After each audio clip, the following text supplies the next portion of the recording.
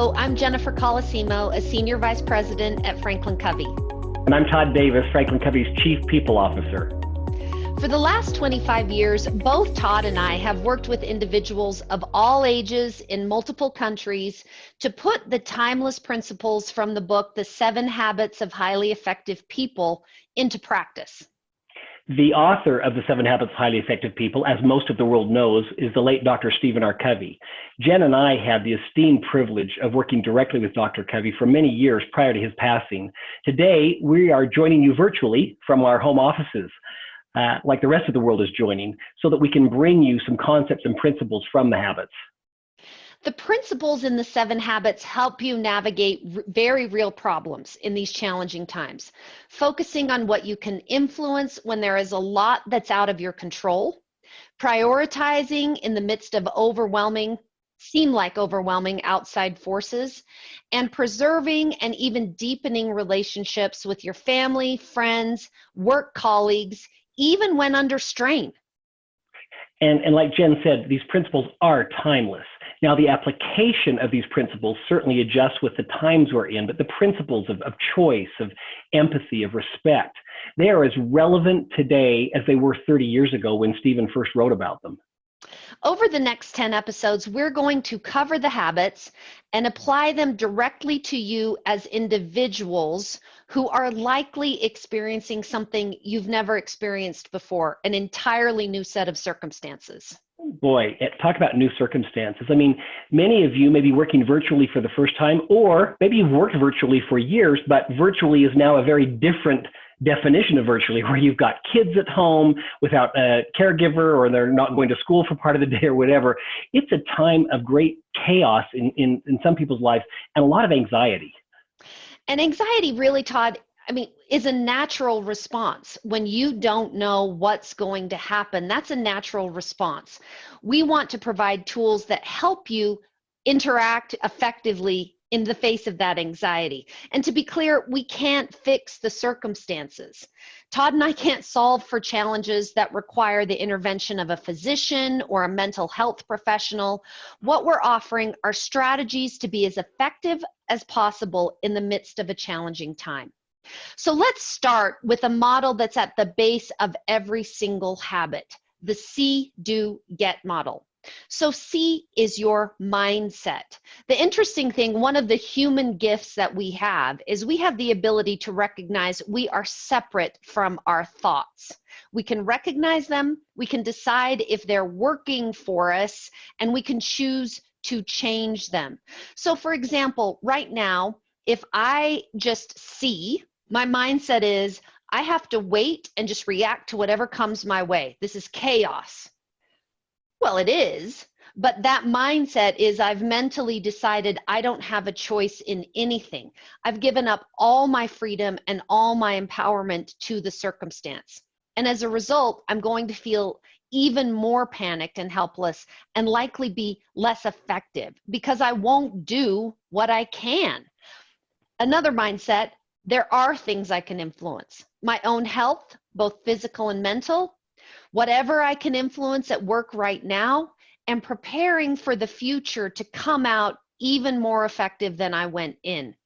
If my mindset or how I see things is my reality, then my do will be based on that, and I can open up some personal power. So just a big watch out. If your mindset isn't in alignment with the mindset we propose with each habit, the practices, the do, won't be very helpful. If you're thinking, no way, it's an old Henry Ford quote. If you think you can or think you can't, you're right. I love that, and I hate that quote. And what I mean by hate that is it is a slap in the face to say, wait a minute, there are different ways to see this. Just a real practical example that I just now thought of. Yesterday, several of my family members were saying, well, we're self-quarantined, we can't interact or see each other for a long time. And another family member said, hey, I've connected up this new app in Facebook where we can all get on at the same time and we can see each other and interact. And so again, just back to Jen's point, this powerful model of stepping back and saying, is there a different way to see this situation that I'm currently in? We're going to end today's episode with a powerful video, a video that I and Jen and I have both seen many, many times called Paradigms.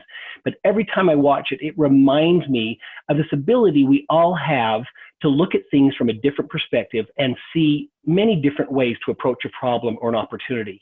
So we hope you'll watch this video, that you will share it with others, and then at the end of the video, Jen has a challenge for each of you. As you can see, our team's doing fantastic. We should have that all wrapped up by the end of the month. Okay, appreciate that. So much of what we do in our personal lives and at the office is the result of the paradigms we hold. And what we do, in turn, affects the results we get. Thanks for coming to the meeting today, everyone. The word paradigm comes from the Greek root paradigma, meaning pattern. The pattern we expect to see, or the mental image of the way things are.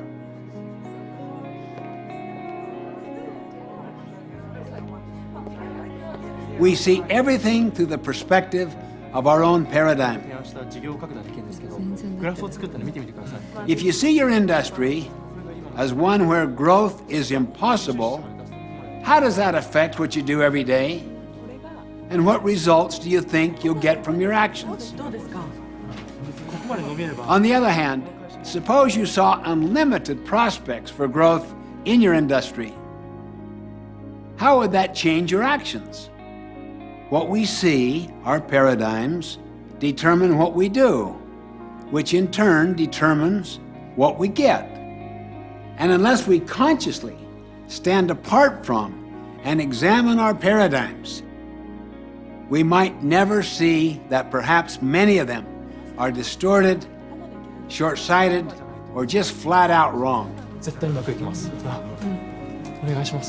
I remember a mini paradigm shift I experienced one Sunday morning on a subway in New York City. People were sitting very quietly, some reading, some resting with their eyes closed. Suddenly, a man and his children entered the subway car. The children ran yelling through the car, throwing things, grabbing people's newspapers. Their father sat down near me and closed his eyes and did nothing. I felt irritated. I could not believe he would let his children run wild like that. After a few minutes of patience and restraint, I turned to him and said, "Sir, your children are really disturbing a lot of people. I wonder if you could control them just a little more." Yeah, you're right. I should do something. But we just came from the hospital where their mother died about an hour ago, and I guess they don't know how to handle it. Guess I don't know how to handle it. Can you imagine how I felt at that moment? My paradigm shifted. Suddenly I saw things differently. And because I saw differently, I thought differently. I felt differently. I acted differently. My irritation vanished. Compassion flowed freely. I wanted to help instead of criticizing and complaining. Once you see things as they really are, you'll think, feel, and act differently. And you'll do it automatically, spontaneously. Can you see why paradigms are deeper than attitudes and behavior? If you want to make minor changes in your life, work on your behavior. But if you want to make significant quantum breakthroughs, work on your paradigms. So your assignment before our next episode is to really be conscious of your paradigm, the way you're seeing things.